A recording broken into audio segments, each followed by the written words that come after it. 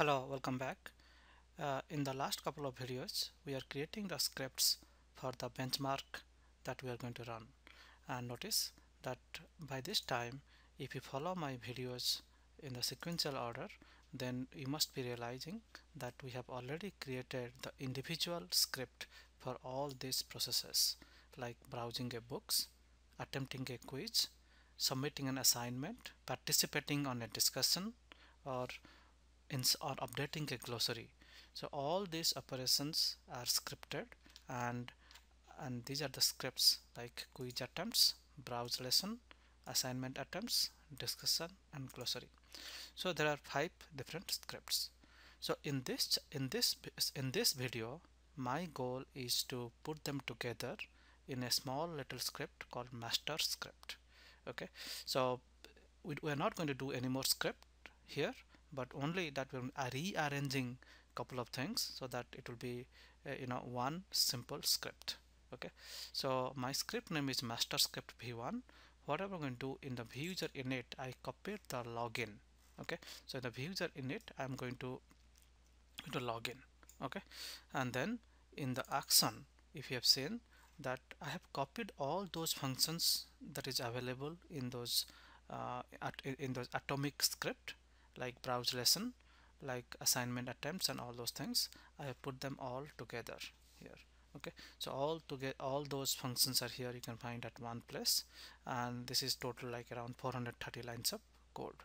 Okay, and we must have tested this thing when we run, and again we are going to do an integration testing of our script if the scripts are working fine or not. All right, and then once I copied all those functions, then I create another function called do books. In do books operations, I'm going to do all those functions that is required to do a book operation, that means to browse a lesson operation.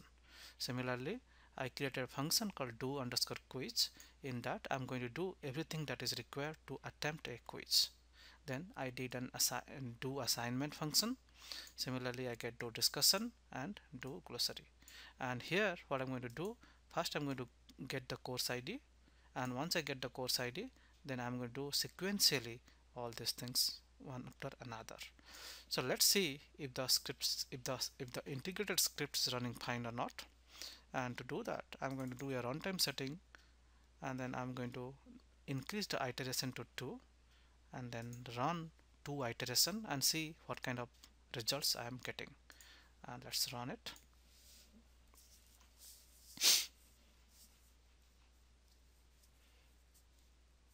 So notice the script started to work, and it's right now doing the viewer init, and now we started to run the action script, and it will take some time to run 2 iteration for all those operations.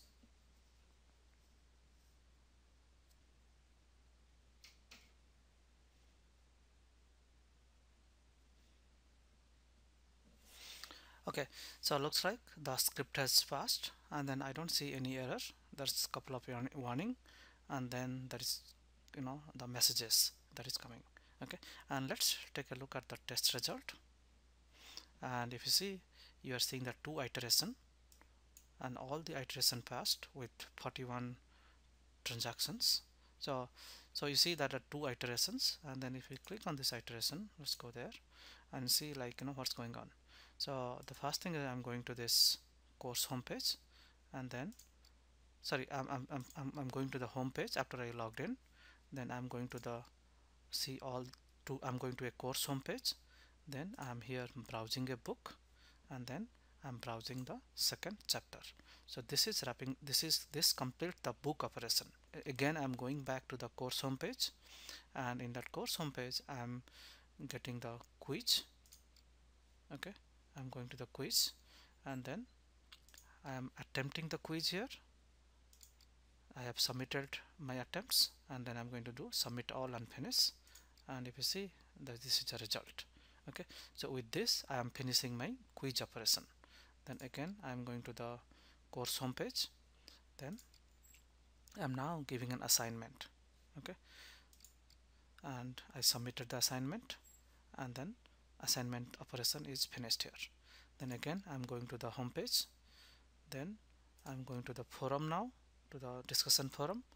then I'm going to a particular topic, then I then I'm reading the topic, then I'm going to the course home page back, then I'm doing a glossary, and then I'm adding a new entry here, and then I'm submitting that.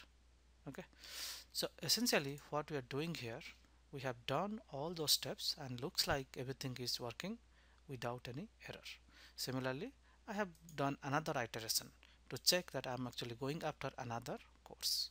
Alright, so this is how, so essentially this is how you are going to have your so this is how you are going to run your so this is how I conclude that all my master script, putting everything together, is just working. Okay, couple of more things to be done. Say for example, whenever we are going after local host. Okay, so whenever you are actually going to run the test, you might go after a real server, so therefore it's a good time to parameterize this thing. Okay, so let's create a parameter, and let's the parameter is p underscore host, right?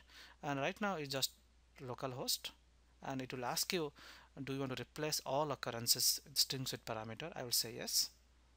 Okay, so everywhere wherever it's going to see a local host now is parameterized. Okay, so all those things are parameterized now, as you see, with p underscore host. The beauty of this parameterization is that whenever you want to change, instead of going after localhost, if you want to go to xyz.com, then you just can go to edit notepad and change this thing. Okay, so we'll see, like, whenever you're going to run this thing in controller, we'll see how useful is this. All right, so let's close it. And then one more thing that we need to do, if you go to the view user init, you see that we are always going after student 1. So that is what is not really good, right? So basically what you can do, we have already created student 1, student 2, student 3, like student 100. Okay, so notice that in the controller, whatever the load runner gives you as a trial version, we can only support 50 users. So therefore we are going to run maximum to 50 users, right? So basically what I'm going to do, each time I'm going to run a user, I would like to have a different user ID than student 1. So what we can do, we can basically parameterize this number 1 to something like this. So replace with a parameter, and here we create a new parameter, and say the parameter is p underscore user ID. Okay, so you go to properties, and here instead of a file type parameter, let's choose a unique number, and that unique number will start anything from 1 to 50. Okay, and then leave it whatever the default update value on each iteration and so on, and close it. Okay, so now what you've done here, that student p user ID. So whenever we are running the script in a controller for multiple users, each time we are going to get a different ID, 1 2 3, and that's going to appended, and so that basically the username will be student 1, student 2, student 3, student 4, and so on. Okay, so with this I think we have now in a good shape to run the script. However, there is one more thing that we will do, and however there is one more enhancement is required, and we'll do it in the next video. Thank you.